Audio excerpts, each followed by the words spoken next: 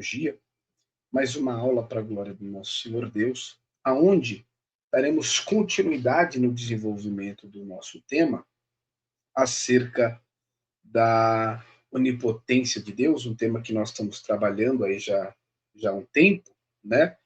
E hoje nós daremos continuidade. Já trabalhamos o primeiro módulo e agora vamos para a nossa segunda aula, melhor dizendo, né? Bom, hoje nós vamos trabalhar aqui acerca do desenvolvimento histórico acerca dessa doutrina, né? E vamos falar, começando aqui, pelo desenvolvimento progressivo na história da redenção, e vamos trabalhar isso de acordo aí com o nosso mapa mental, nos indica, e para mim é um grande prazer estar aqui com vocês, então, para nós trabalharmos esse tema, tá bom? Que Deus nos ajude a compreender melhor a questão bíblica acerca desse desenvolvimento progressivo da doutrina dentro do campo bíblico, da revelação bíblica. Então, que o Senhor Deus nos ajude, nos dê graça, para que possamos entender corretamente acerca dessa doutrina. Vamos orar? Fazer uma oração pedindo que Deus nos ajude a compreender melhor. Amém? Senhor, em nome de Jesus, eu oro a Ti nesse momento, aqueles alunos que estão acompanhando comigo, que vão assistir a aula agora, neste momento, quanto aqueles que assistirão depois destas aulas, que o Senhor ajude, abra os olhos, o coração, para que eles possam compreender melhor a Tua sagrada palavra. É o que te peço em nome de Jesus. Amém. Bom, meus irmãos, vamos lá. Nas outras aulas passadas, nós trabalhamos aqui alguns textos-chave, né?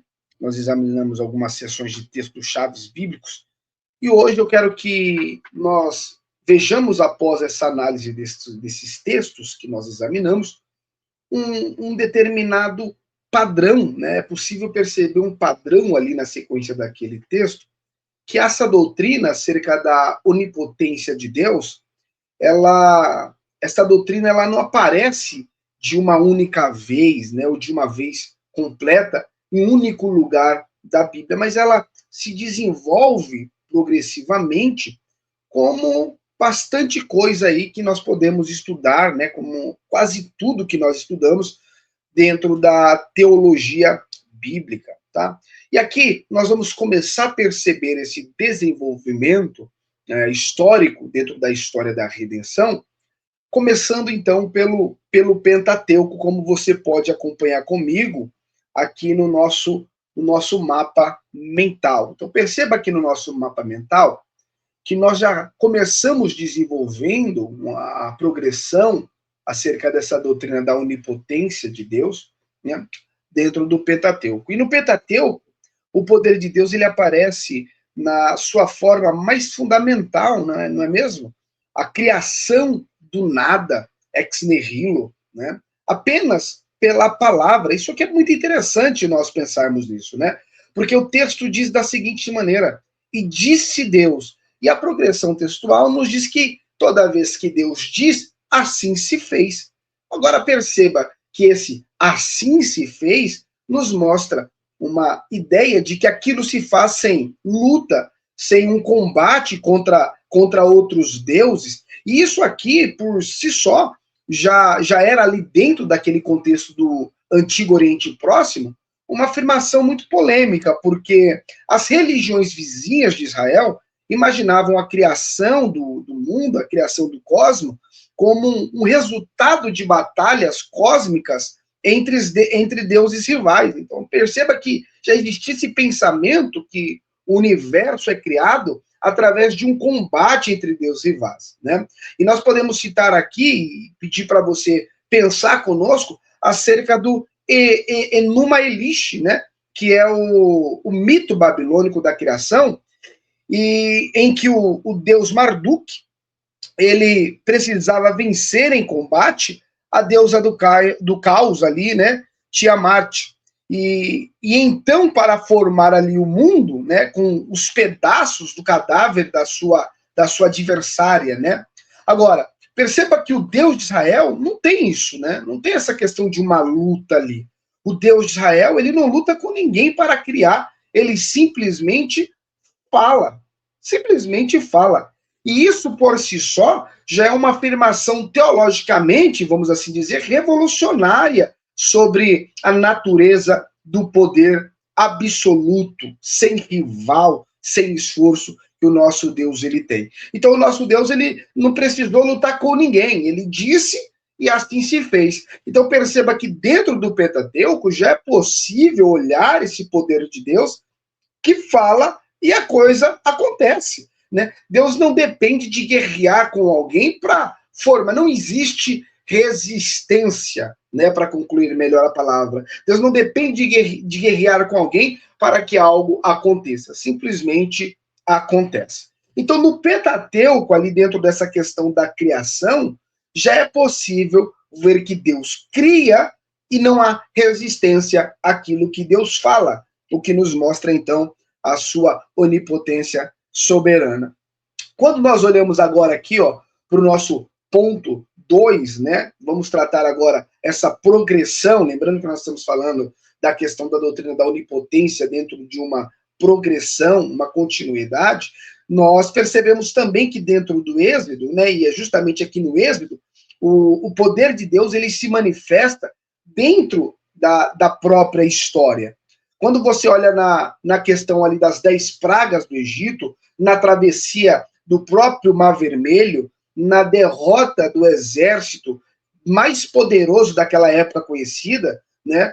Então você perceba que Deus derrota aquele exército com uma forma significativa, com uma excelência soberana da demonstração do seu poder. E aí você percebe também que o cântico de Moisés, quando você olha para Êxodo 15, é possível perceber que ele está celebrando exatamente isso. Um Deus cujo o poder histórico se equipara ao seu poder criador. É interessante falarmos disso aqui, porque você percebe aquelas pragas, Deus exercendo o controle sobre o tempo, Deus exercendo o controle sobre a água, Deus exercendo o controle sobre a criação. Então, isso aqui é algo extremamente significativo que nos mostra o poder do nosso Deus, que nos mostra a grandeza do nosso Deus. Bom, nós podemos agora, então, passar aqui e ler também que dentro da sabedoria e dos salmos, né, dentro dos livros de sabedoria e salmos aqui, e nós contemplamos algo extremamente muito importante, porque na literatura sapiencial, né, como nós analisamos na aula anterior, já nos escritos de Jó, nós observamos o poder de Deus situado dentro do mistério da sua soberania divina. Deus não deve aí, nós aprendemos isso com Jó, que Deus não deve satisfação a homem algum quanto o uso do seu poder. Agora, dentro dos Salmos, esse mesmo poder é celebrado em contextos de adoração e confiança, como nós podemos perceber no Salmo 115 e o verso 3, que diz: o nosso Deus está no céu e faz tudo o que lhe apraz. Quando nós observamos também os Salmos 135 e o verso 6, nós observamos o texto nos ensinando que tudo o que o Senhor quiser fazer, tudo o que o Senhor quiser fazer, tudo que ele quis fazer, isto fez no céu e isto fez na terra. Isso aqui demonstrando o poder grandioso do nosso Deus, mostrando o tamanho do Senhor, que se ele quer fazer algo, ele faz e não há quem o detenha. Por mais que o homem não entenda, por mais que o homem não concorde, não há como o homem deter o poder de Deus e nenhum tipo de outra força, né, criada, porque fora Deus, tudo o resto é criado, né? Não tem como lutar contra esse poder salvador, grandioso, onipotente, soberano do nosso Deus. Bom, aí nós agora podemos fazer uma análise dentro dos profetas, como está aqui no nosso ponto 4, acerca dos profetas, né? O domínio sobre as nações. E é nos profetas, especialmente que nós podemos citar Isaías, o poder de Deus se estende ao domínio sobre todas as nações, como Isaías nos deixa registrado no capítulo 40 e no versículo 15. As nações são para ele como uma gota de um balde, né? Então, pensa só, e como o pó miúdo das balanças. Olha que expressão. As nações são como uma gota de um balde e como o pó miúdo das balanças. Então, isso aqui mostra o tamanho, a grandeza, né, a soberania desse poder de Deus. E é o próprio Deus também que vai declarar dentro de Isaías 46, eu sou Deus e não há outro. E aí o Senhor ainda conclui dizendo que o meu conselho subsistirá e farei toda a minha vontade. Então aqui nós podemos perceber claramente essa expressão do poder de Deus. Bom, passando agora então dos profetas, nós chegamos aqui aos evangelhos, como está aí no nosso mapa mental, no ponto 5 acerca dos evangelhos. E aqui é algo que nós devemos notar, algo extremamente importante, algo extremamente interessante dentro dos evangelhos, porque aqui o poder de Deus, ele se revela na pessoa do nosso Senhor Jesus Cristo. Então, nos evangelhos, o poder de Deus, ele se torna visível, e não apenas visível, mas também se torna tangível na pessoa de nosso Senhor Jesus Cristo. E nós observamos isso nos milagres, nas curas, nas expulsões de demônios, nas tempestades, na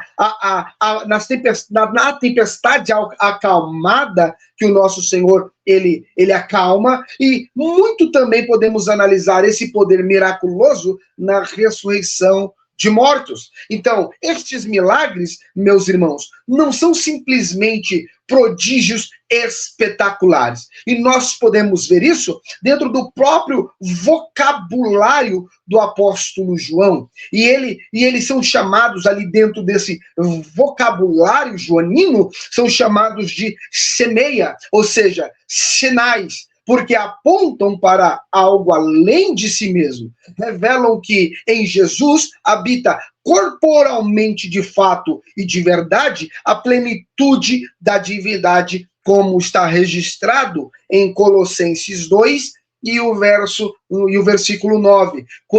Então você perceba, quando nós olhamos para esse conjunto de poderio que Jesus executa, ele tem, nós percebemos que, de fato, o poder de Deus está em Cristo agora manifesto de forma visível e de forma também tangível. E podemos ainda citar aqui algo extraordinário, quando, por exemplo, os discípulos, depois da tempestade acalmada, fazem uma pergunta extraordinariamente relevante para se pensar. Quem é este que até o reino, até o vento e o mar lhe obedecem? Quem é este que até o próprio vento para escutar a sua voz, e o próprio mar para escutar e ouvir e atender à sua vontade? Então pense comigo, aqui os discípulos, dentro dessa pergunta, eles estão, na verdade, fazendo aqui uma pergunta cristológica. Porque no Antigo Testamento era o Senhor Jeová, era Javé quem tinha o domínio exclusivo sobre o mar. Lembre-se, por exemplo, agora do Salmo 89 e o verso 9, que diz: tu dominas o ímpio orgulho do mar, quando as suas ondas se levantam e se faz daquetar. Então perceba que eles estão olhando para Jesus, controlando o mar, falando com o mar e o mar ouvindo, e o ímpio orgulho do mar é acalmado perante a voz de Cristo, como o próprio Salmos 89 e o verso 9 já nos diz de forma muito clara. Ao acalmar o mar, com uma única palavra, Jesus está silenciosamente reivindicando para si a mesma prerrogativa que nós encontramos exclusivamente em Jeová, ali no Antigo Testamento. Então é muito interessante quando você olha como o poder de Deus, ele se relaciona com a história da redenção, como Deus vai se mostrando na história da própria redenção. Agora nós podemos então olhar de forma mais clara aqui nas epístolas também, como está aqui no nosso ponto 6, e parar para pensar como o poder de Deus também é revelado dentro das epístolas. Bom, nas epístolas já vimos como o poder divino se vincula à própria ressurreição, à regeneração e à própria perseverança do crente. E finalmente nós podemos apontar aí para o Apocalipse e ver que dentro do Apocalipse a revelação progressiva, ela chega ao seu clímax, como estudado na aula anterior, como foi visto na aula anterior os textos em Efésios, e nós agora podemos observar também dentro do próprio Apocalipse, que é o clímax desse poder, onde o Senhor é apresentado, é revelado com o título Pantocrator, que aparece repetidamente em cânticos de adoração celestial. E o Cordeiro que triunfa definitivamente sobre qualquer tipo de poder oposto, como é dito sobre a besta, como é dito sobre o falso profeta e o próprio Satanás, que são lançados no próprio lago de fogo. Então, a Bíblia termina exatamente como começou, afirmando que não existe em toda a criação poder algum capaz de resistir eficazmente o propósito de Deus. Isso, para nós, é algo totalmente extraordinário, porque podemos refletir que a nossa adoração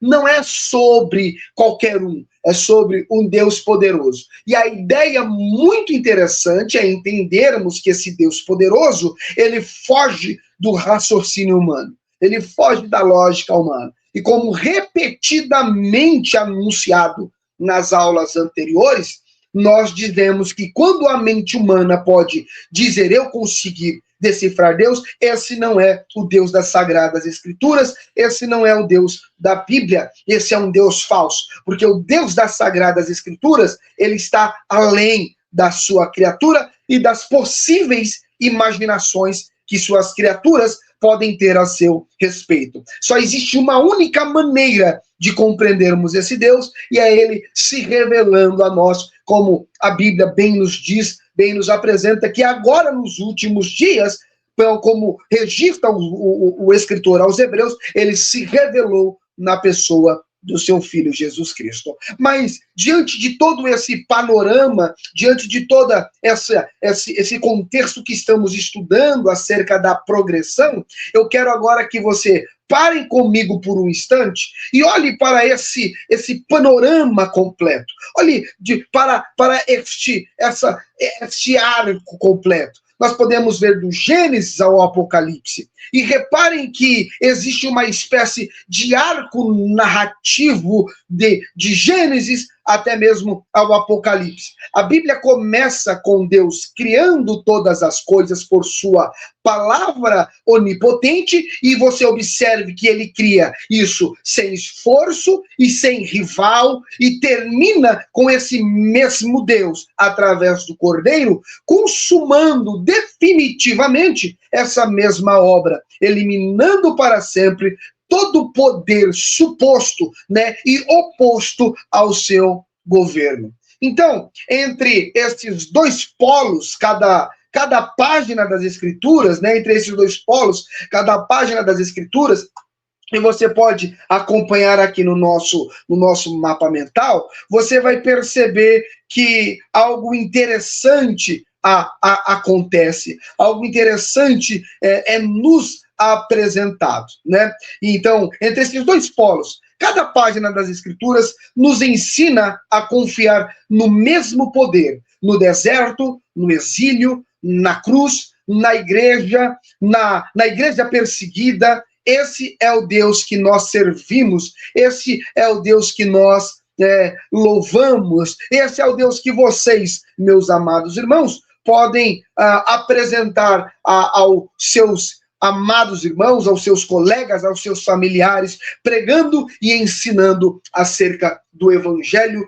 e do poder de Deus. Então, perceba como o poder de Deus ele foi se desenvolvendo, né? Ele foi sendo desenvolvido, Deus mostrando o seu poder progressivamente dentro da própria história.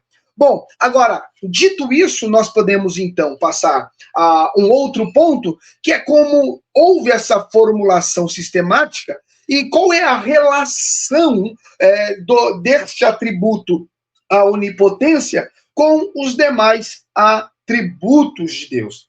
Então, nós iremos agora analisar como que houve essa formulação sistemática e a relação do atributo da onipotência com os demais atributos do Senhor. Bom, chegou então aqui um momento de nós pararmos e organizarmos tudo o que nós vimos, né, numa definição sistemática. E aí você pode anotar comigo que então lá em cima na primeira aula, né, no outro vídeo, nós tratamos aqui acerca de uma definição prévia acerca do que é onipotência. Agora, chegando, nós podemos fazer uma definição mais clara, dizendo que a onipotência de Deus é aquela perfeição essencial pela qual Deus, possuindo em si mesmo o poder infinito, ilimitado e, claro, não derivado, é capaz de realizar, pelo simples exercício da sua vontade livre e santa e boa, tudo o que é o objeto possível de poder. Ou seja, Deus é aquele que faz tudo a partir de si mesmo. Então, só para ficar claro para nós aqui, a nossa definição, agora um pouco mais formulada, né? E eu trouxe na outra aula justamente para trazer essa ideia de começarmos a pensar acerca então nós podemos agora dizer que a onipotência de Deus a onipotência de Deus é aquela perfeição essencial pela qual Deus, possuindo em si mesmo poder infinito, ilimitado e não derivado, e é capaz de realizar pelo simples exercício da sua vontade livre e santa tudo o que é objeto possível de poder. Reparem comigo, então, aqui, nessas três palavras-chave, e nós vamos dar uma definição melhor acerca desta questão. Então, repare comigo em três palavras-chave aqui desta definição. Nós podemos separar aqui a palavra infinita, preste atenção, a palavra infinita, ilimitado e não derivado. Isso nos leva a uma pergunta sistemática muito importante, e aí ela nos leva à reflexão. Qual é a diferença entre o poder de Deus e o poder das criaturas? Qual é a diferença entre o poder de Deus e o poder das criaturas? Nós podemos pensar, e aí como está proposto aqui no nosso mapa mental, nós já temos aqui uma ideia. Qual é a diferença, então, do poder infinito do Senhor e do poder das suas criaturas?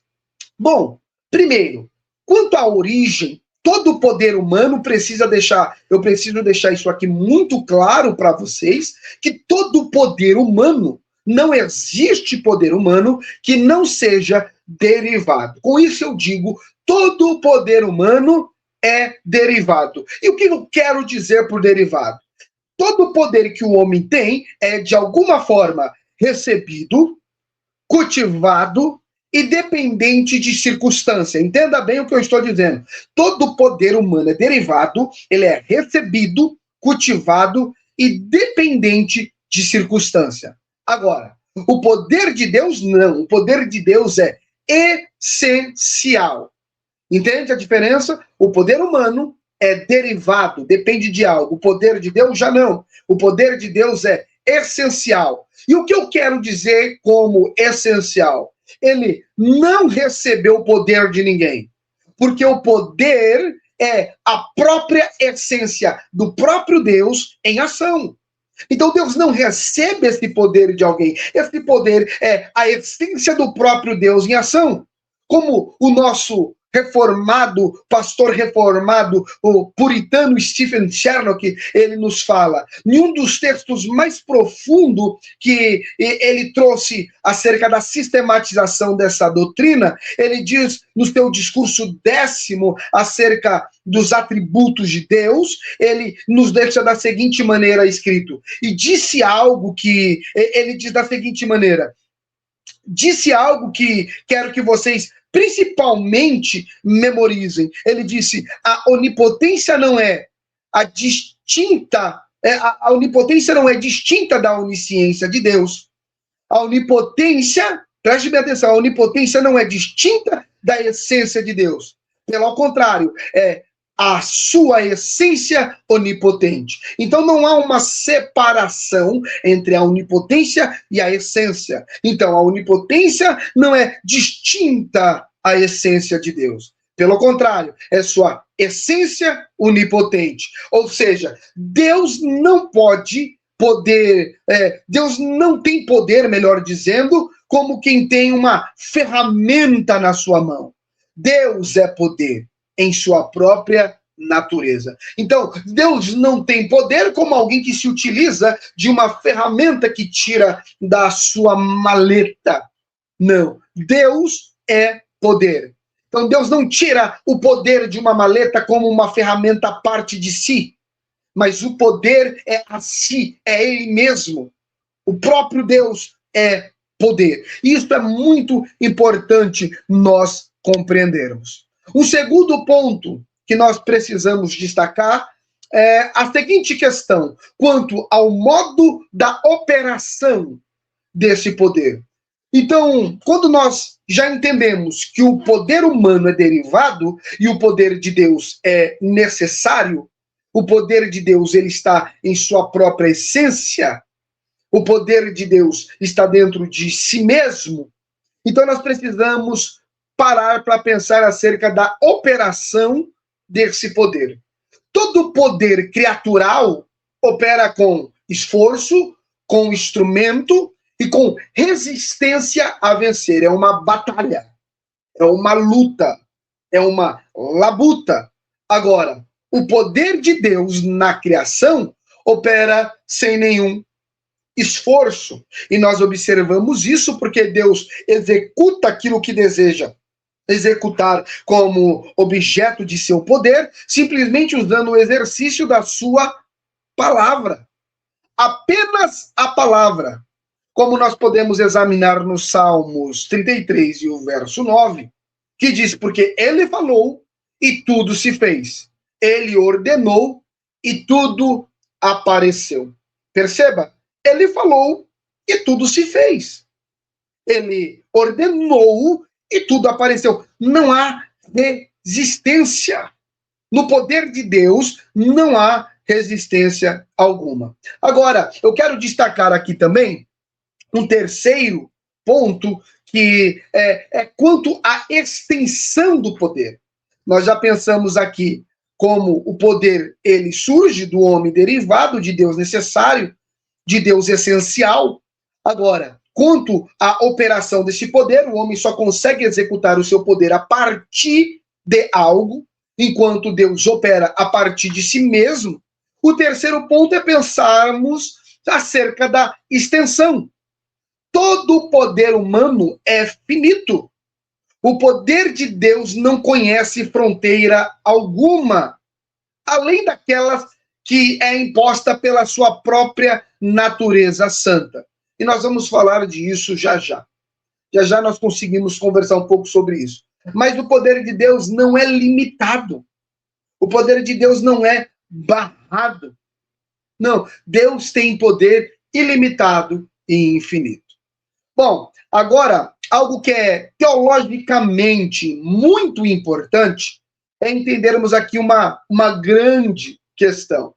É observarmos uma distinção importante, tá? Então, quando nós observamos dentro desse aspecto teológico acerca da onipotência de Deus, devemos entender que a onipotência de Deus não é uma peça separada de Deus, como se Deus fosse composto de partes. E o que eu quero dizer?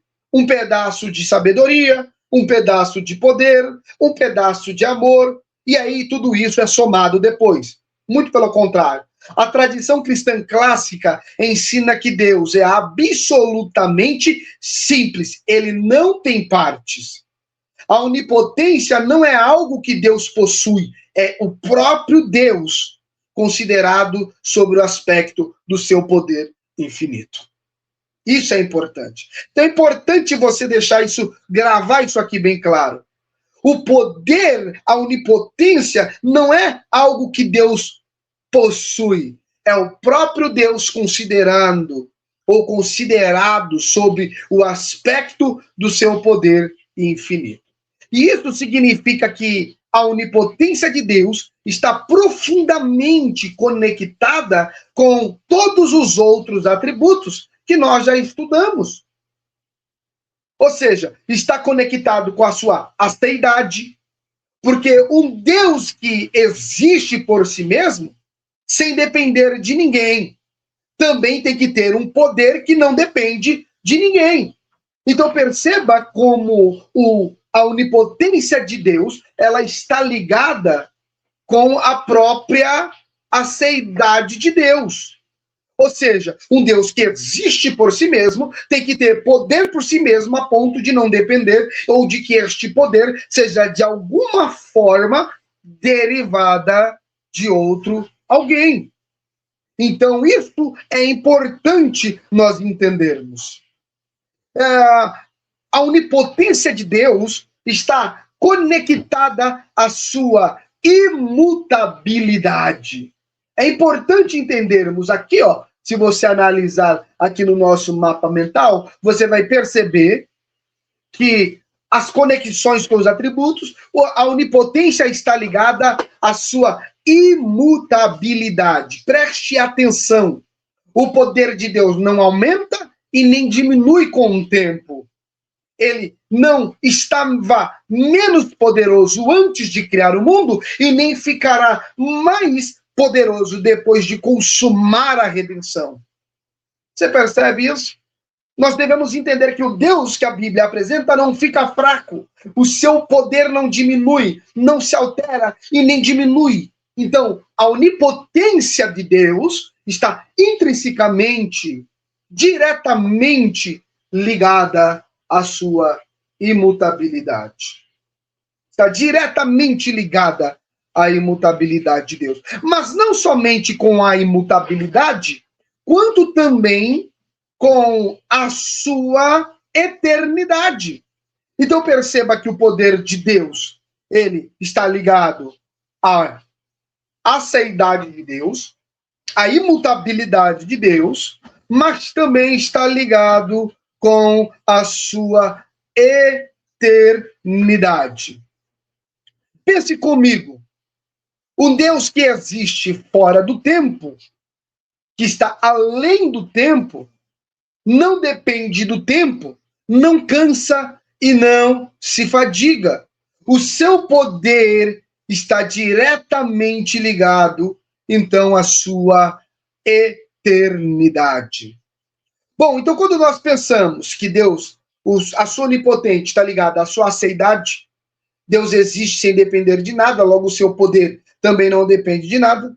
A sua imutabilidade, o poder de Deus, não aumenta e nem diminui com o tempo, não está menos poderoso hoje, né? Antes de criar o mundo não era menos poderoso e nem ficará mais poderoso depois de consumar dentro do projeto da redenção. Nós podemos entender que está totalmente conectado com a eternidade, e a exemplo disso nós podemos usar Isaías 40, 28, que diz: o eterno Deus nem se cansa e nem se fadiga. A sua onipotência está ligada diretamente também, está conectada com a sua onipresença. Então pense que o poder de Deus opera com igual eficácia em qualquer ponto do universo, sem a necessidade de algum tipo de deslocamento físico. está conectada diretamente, a sua onipotência está conectada diretamente com a sua onisciência, porque de nada adiantaria Deus saber infalivelmente o que fazer se não tivesse poder infalível para executá-lo. Então, perceba que a onisciência sem onipotência seria apenas uma questão de sabedoria fraudada. A onipotência sem a onisciência seria uma força cega. Agora, juntas, elas garantem a eficácia total da providência de Deus sobre o mundo. Isso é maravilhoso. Eu não sei, mas quando eu paro para pensar acerca do poder de Deus, dentro dessas esferas, isso mexe com o meu coração, porque eu paro para refletir diante do Deus grandioso que nós estamos.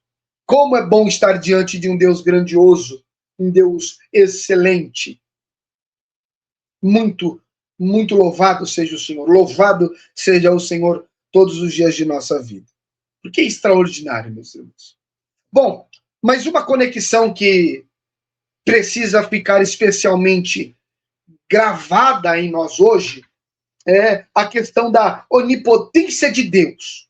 Nunca, jamais, em hipótese alguma, deve ser pensada separada da sua santidade, da sua justiça e de sua bondade. O poder de Deus não deve jamais ser pensado, refletido, separado, em hipótese alguma, de sua santidade, de sua justiça e de sua bondade. Jamais. Um poder divorciado do caráter moral de Deus não seria jamais o Deus apresentado pelas Sagradas Escrituras. Seria um tirano cósmico, como muitos ateus tentam fazer quando separam o poder de Deus de sua moralidade santa. Acabam formando uma visão falsa de um Deus tirano.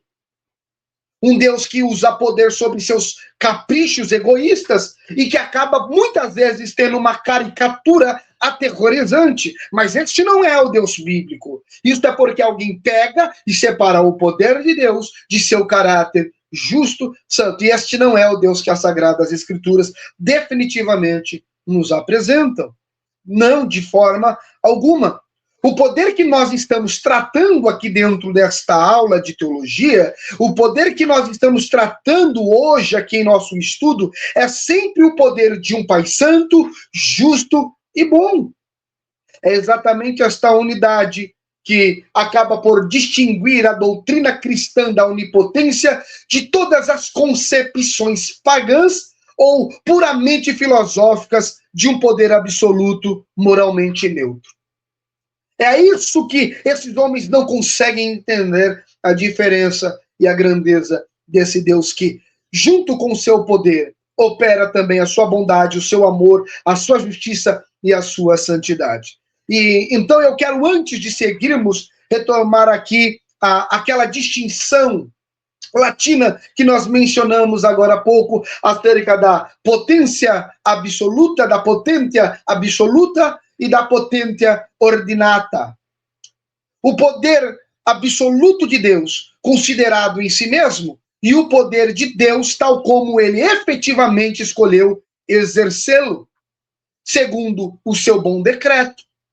Essa distinção é desenvolvida pela ideia escolástica medieval e refinada pela ortodoxia reformada, sobretudo pelo teólogo Francis Turretin, que traz-nos o pensamento de não introduzir nenhuma duplicidade em Deus. Ele apenas ajuda-nos a distinguir, apenas nos ajuda a pensar, ele apenas nos ajuda a entender entre aquilo que Deus, quanto a sua capacidade intrínseca pode ser feita, por exemplo, criar o mundo, diferente criar o mundo, ou criar mundos diferentes, melhor pensando, salvar por outros meios, e aquilo que ele, de fato, livremente decidiu fazer. É necessário fazer essa distinção entre o poder absoluto de Deus, que ele poderia exercer de qualquer forma, como criar tipo de mundo, como escolher salvar, e aquilo que ele efetivamente decidiu realizar, tá? Então, é importante nós termos essa distinção, porque ela nos ajuda a distinguir exatamente entre aquilo que Deus, quanto à sua capacidade intrínseca, poderia ter feito, criar um mundo diferente, salvar por outro meio, e aquilo que ele, de fato, livremente decidiu fazer. É importante dizer com o pensamento de Calvino e como Bencorff, que depois de Francis Turretin, e como a reforma rejeitou o uso especulativo dessa ideia de dividir essa ideia do poder de Deus do seu caráter, e trazer uma ideia incorreta acerca dessa distinção. Então a reforma rejeitou o uso especulativo e irresponsável que certos escolásticos tardios acabaram fazendo dessa distinção que nós estamos usando aqui, como se Deus, por sua potência absoluta, agisse contra a sua própria natureza. Deus não age contra a sua própria natureza. A tradição reformada mantém a distinção, mas sempre subordinada ao caráter imutável de Deus. Então, o poder absoluto de Deus jamais irá contra o seu caráter santo, porque Deus é perfeitamente justo, porque Deus é perfeito. Então, o seu poder nunca vai agir contra a sua natureza. Nunca vai agir contra a sua natureza, tá? E nós vamos tratar isso um pouco mais para frente. Então, a tradição reformada, ela mantém essa distinção, mas sempre subordinando aí ao caráter imutável de Deus. Bom, pensando nisso e vendo como o atributo da onipotência tem toda essa relação com os demais atributos, nós agora podemos prosseguir em nossa aula e pensar, então, agora em um próximo ponto, como que a igreja, ela tratou dessa doutrina da onipotência de Deus. Então, nós podemos fazer, para entender isso aqui, uma breve jornada pela história da igreja. Uma breve jornada pela história da igreja. Então, eu convido você agora aqui observar o nosso mapa mental, né, como está aqui no nosso mapa mental. Então, eu convido você a ver isto, né, a pensar sobre isto conosco.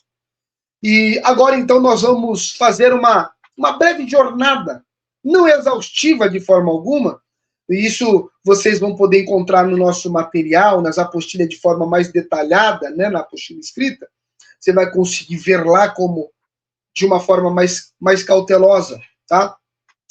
Mas aqui é suficiente para que nós venhamos conhecer, né, as principais vozes que moldaram essa doutrina ao longo dos séculos. Então, começamos aqui pelos pais da igreja, como você pode observar aqui no nosso gráfico, no nosso mapa mental, por melhor assim dizer. Então, aqui dentro do nosso mapa mental, nós observamos acerca dos pais da igreja, e que descorrem do século I ao século V.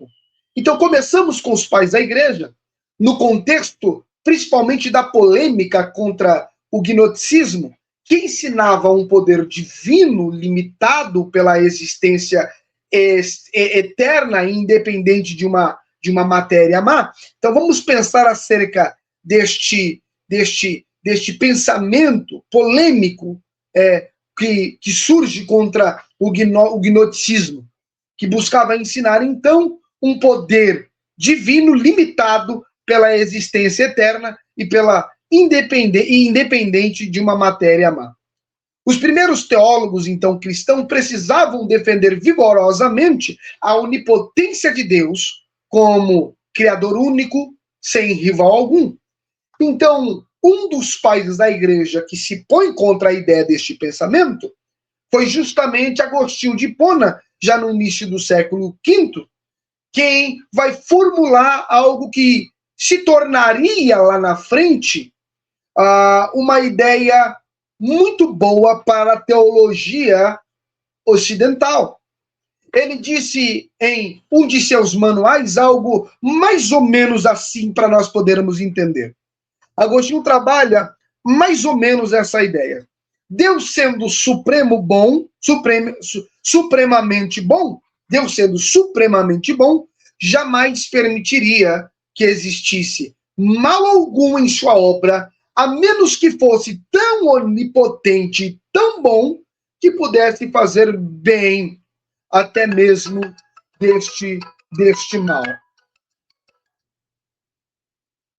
Deixa eu só silenciar esse telefone aqui, só um minuto, eu peço desculpa a vocês, meus irmãos. Pronto. Bom, então Agostinho de Hipona, ele traz mais ou menos essa ideia. Deus sendo supremamente bom, jamais permitiria que existisse mal algum em sua obra, a menos que fosse tão onipotente e tão bom que pudesse fazer o bem até mesmo a partir daquele mal. Então guarde bem essa definição, porque depois nós vamos trabalhar isso aqui um pouco mais para frente, quando nós falarmos acerca do problema do sofrimento, tá bom? Então nós vamos trabalhar essa questão um pouco mais para frente. Então Agostinho de Hipona ele já trabalha isso aí, que nada foge do poder absoluto de Deus. E aí nós podemos então agora passar para um pensamento ali mais da Idade Média, e nós vamos chegar em Anselmo de Cantuária. E dentro da sua obra, nos seus prológios, ele descreveu Deus como aquele do qual nada maior pode ser concebido, ou seja, Deus é aquele do qual nada maior pode ser concebido. E é fato e é verdade que este argumento tenha sido formulado principalmente para demonstrar a essência de Deus, para falar da essência divina de Deus. Ele também tem implicações diretas para a nossa doutrina acerca da onipotência. Um ser supremamente perfeito, escute bem, um ser supremamente perfeito precisa necessariamente possuir poder supremo. Foi também dentro do pensamento da escolástica medieval que se desenvolveu com maior precisão técnica aquela distinção entre a potente absoluta e a potência ordinata, que nós já situamos acima.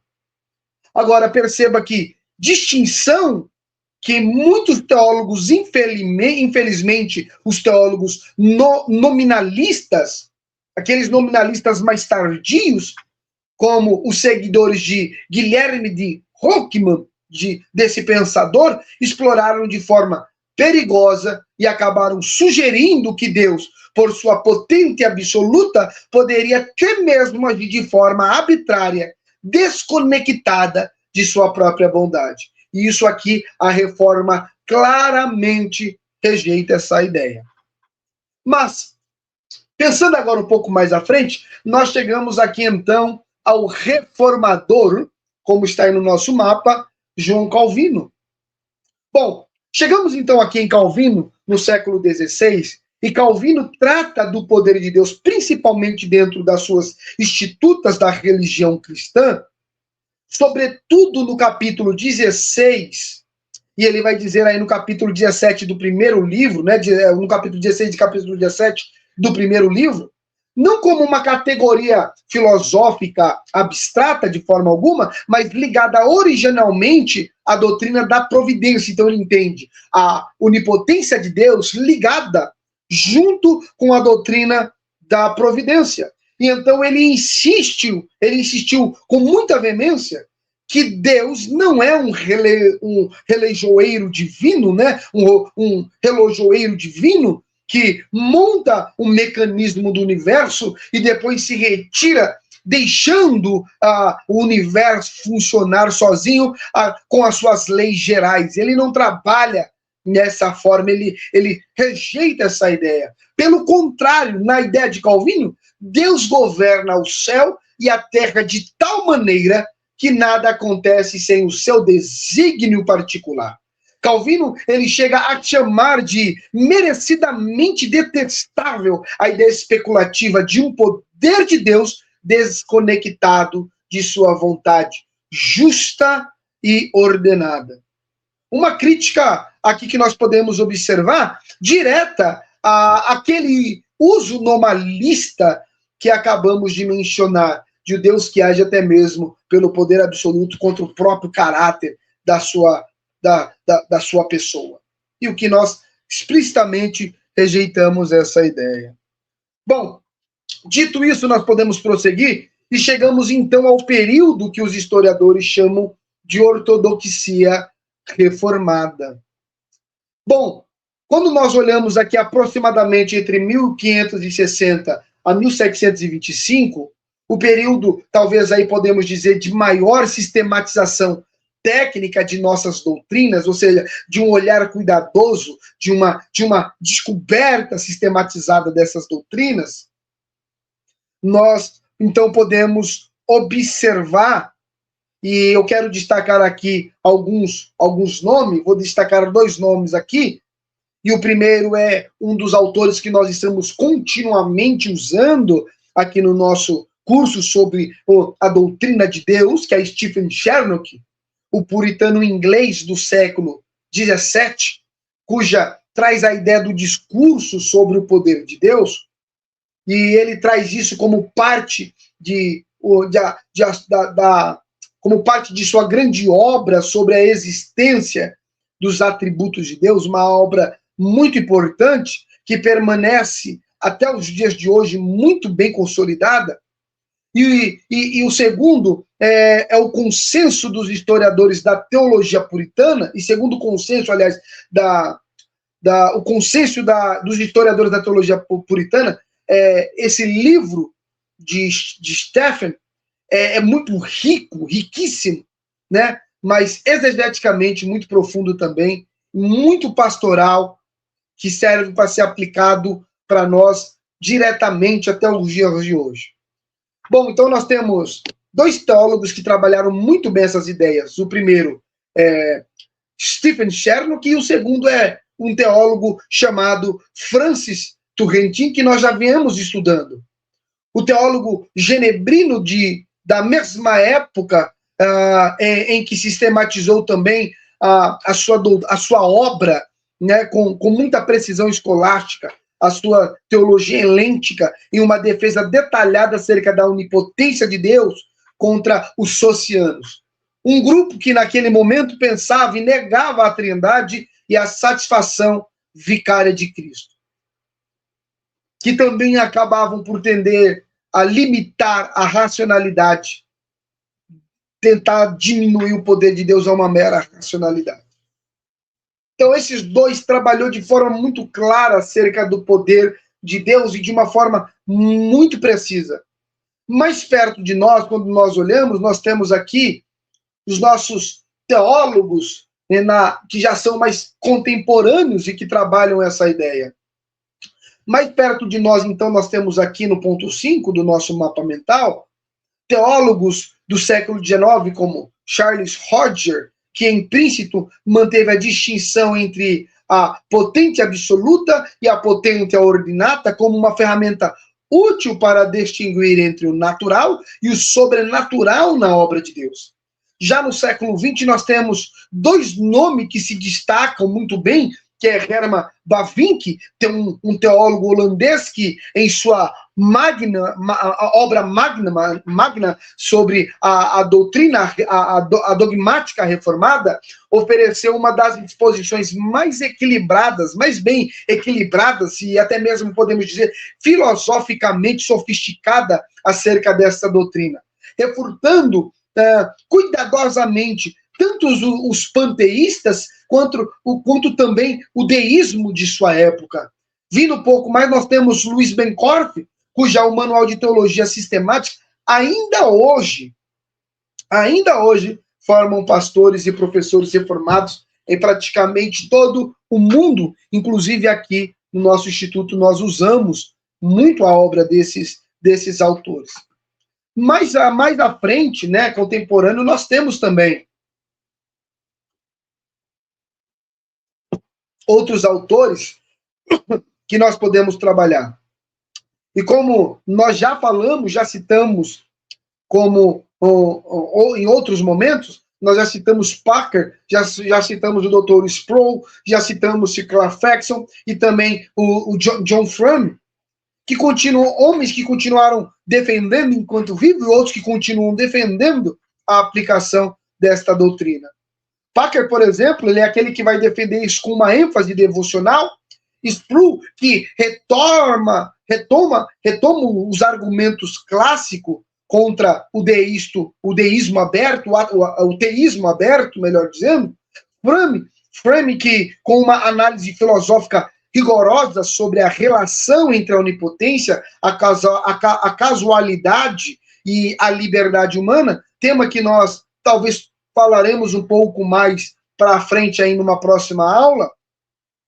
Então, quando nós olhamos para todos esses teólogos que trabalharam essa ideia, você precisa entender que nós não estamos trabalhando sozinhos.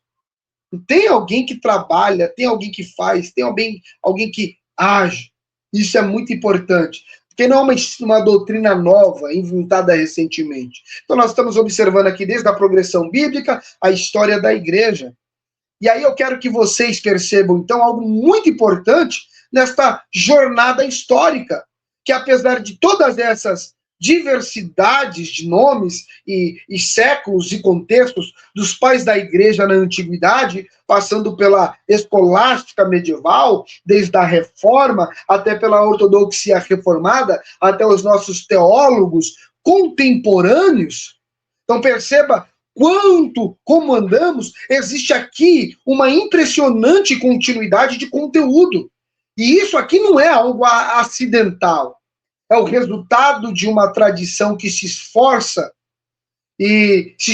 geração após geração para permanecer fiel ao mesmo texto bíblico que examinamos hoje, esses textos que nós observamos. As formulações, então, para nós encerrarmos aqui esta aula, e nós vamos para depois a próxima aula de conclusão. Então, para nós entendermos, todas essas formulações ficaram mais precisas, os vocabulários técnicos se desenvolveu e os debates com os adversários mudaram de nome. Do gnosticismo aos socianos, dos socianos até o teísmo aberto, mas a confissão central permanece notavelmente estável. O Deus da Bíblia é absolutamente infalível e eternamente onipotente. E esse poder está sempre unido ao seu caráter, que é santo, justo e bom. Então você percebe aí que nós trabalhamos aqui como que essa doutrina foi se desenvolvendo, como que ela foi surgindo. Percebeu? E você percebe como isso é algo muito bom? Você percebe como isso é algo maravilhoso? Porque o que nós estamos defendendo hoje, ao falarmos da onipotência de Deus, nós não estamos falando de algo novo. É algo que a Bíblia apresenta desde a criação e continuará apresentando até a consumação do século. Bom, esta foi a nossa aula de hoje. Que Deus te abençoe em nome de Jesus. Esta aula, ela visa ajudar você a entender melhor o Deus apresentado pelas Sagradas Escrituras, que é muito diferente daquele que é apresentado pelas especulações humanas. Que Deus te abençoe. Até a próxima aula, se assim o Senhor Deus nos permitir.